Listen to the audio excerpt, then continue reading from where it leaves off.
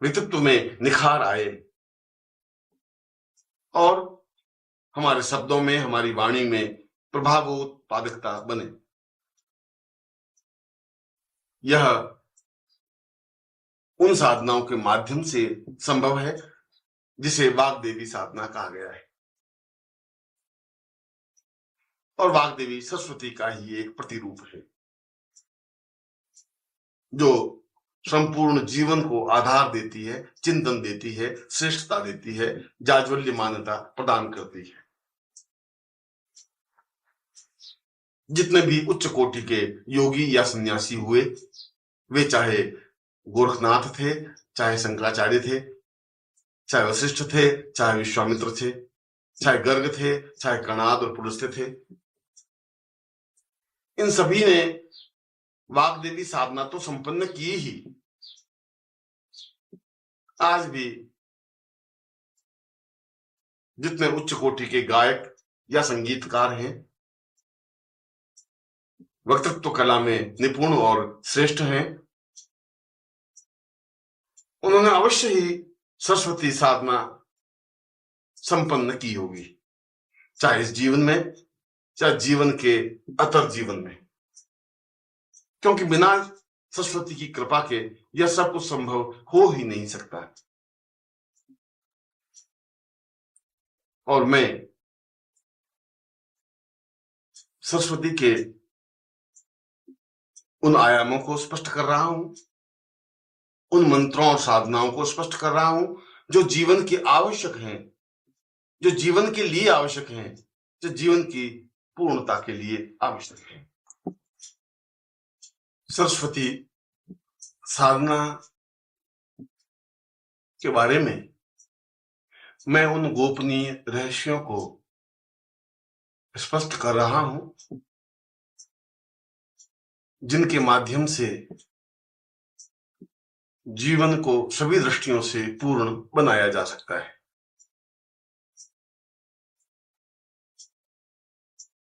सबसे पहला और प्रामाणिक कर्तव्य तो यह है कि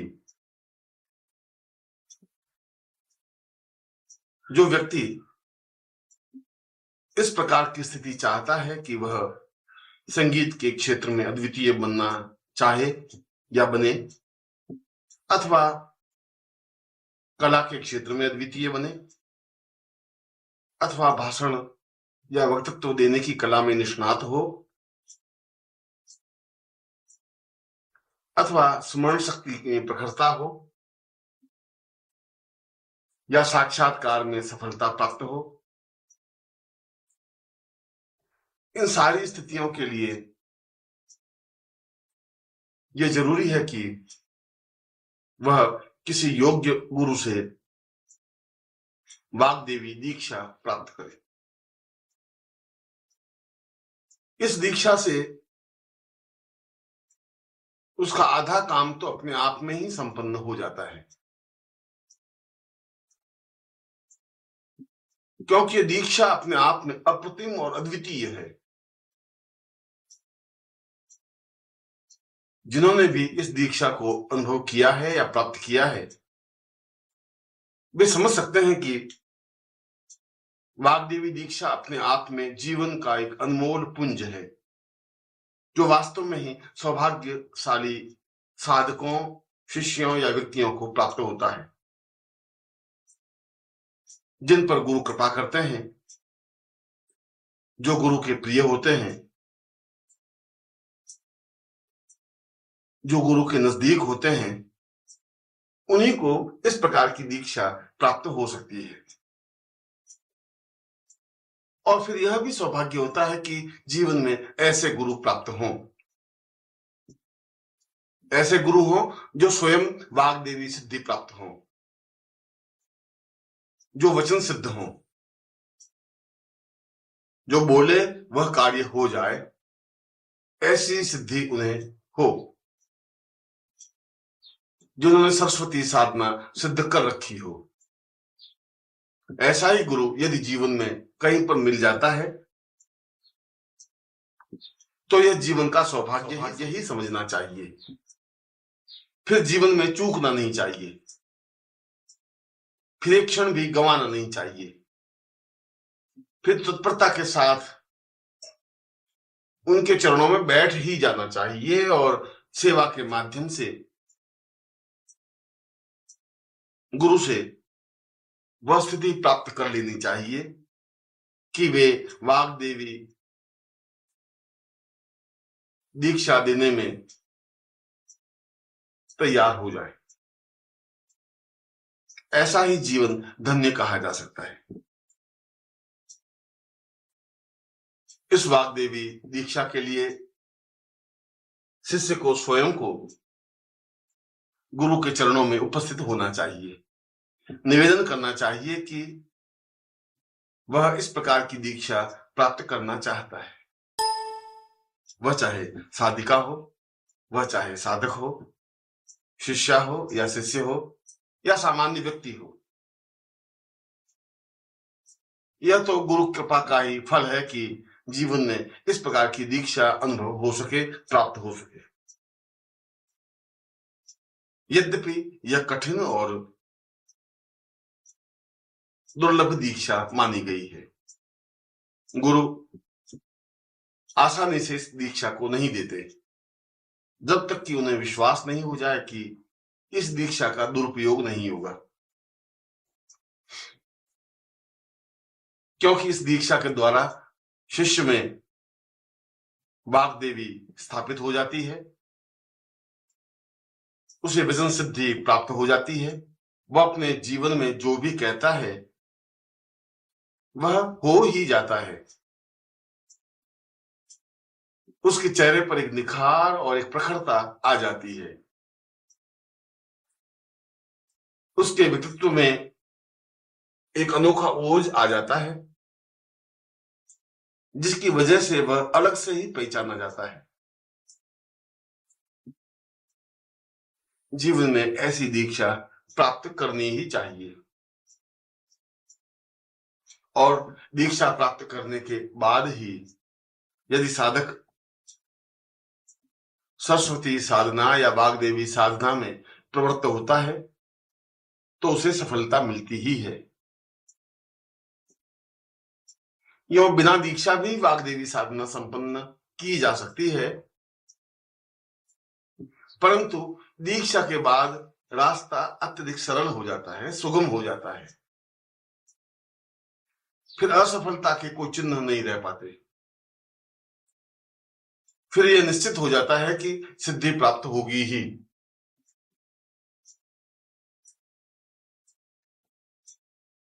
दीक्षा लेने के बाद साधक सरस्वती साधना या वाग्देवी साधना अपने घर पर संपन्न कर सकता है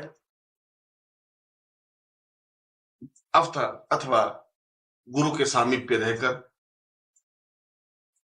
इस साधना को सिद्ध कर सकता है।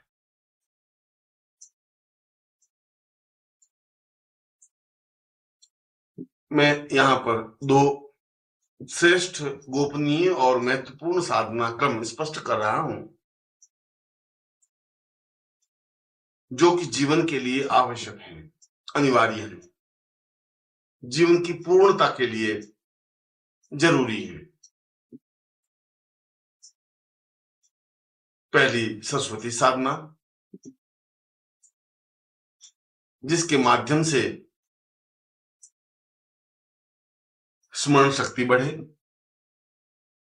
हम जो भी पढ़ें या सुने वह स्मरण हो जाए और काफी लंबे समय तक स्मरण बनी रहे।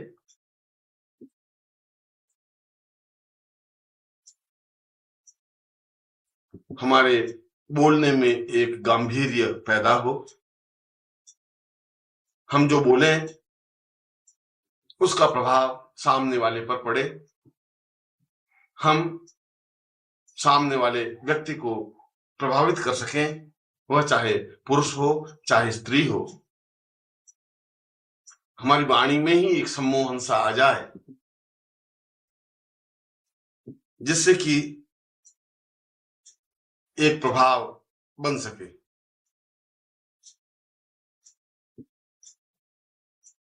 परीक्षा में सफलता, या साक्षात्कार में पूर्ण अनुकूलता इस सरस्वती साधना के माध्यम से ही संभव है। इसके साथ ही साथ यदि हमें श्रेष्ठ गुरु नहीं मिल रहे हो,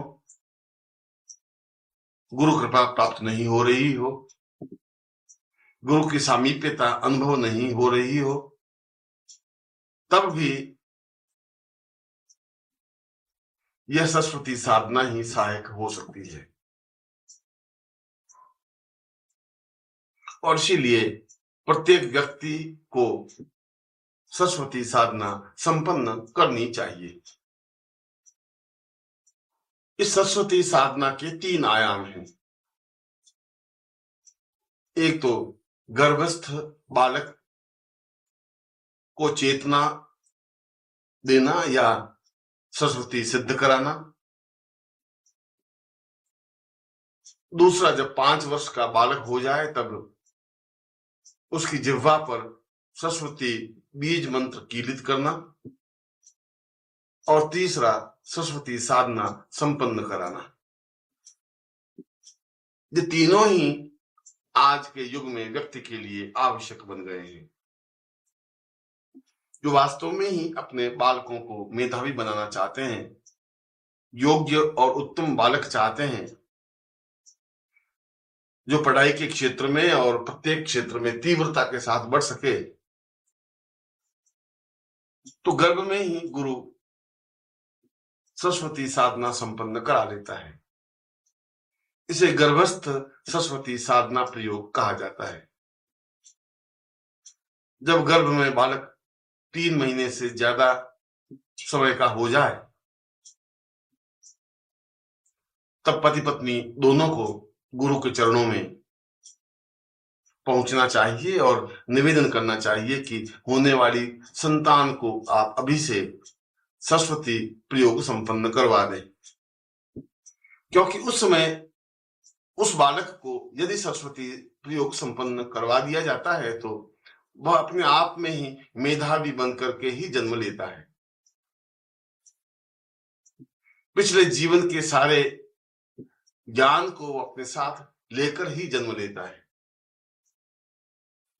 यह अपने आप में एक उच्च कोटि का प्रयोग या साधना है, जो बहुत कम योगी, सन्यासी या गुरु जानते हैं।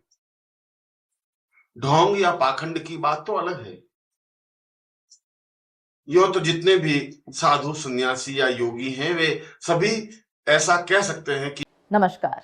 अगर आप सद्गुरुदेव डॉक्टर नारायण दत्त श्रीमाली जी के दीक्षित हैं या फिर आपके पास उनसे जुड़े हुए कोई भी अनुभव है, तो नीचे दिए गए हुए नंबर पर वीरल पटेल जी को मैसेज कीजिए या फिर फ़ोन कॉल कीजिए और अपने अनुभव ज़रूर शेयर कीजिए।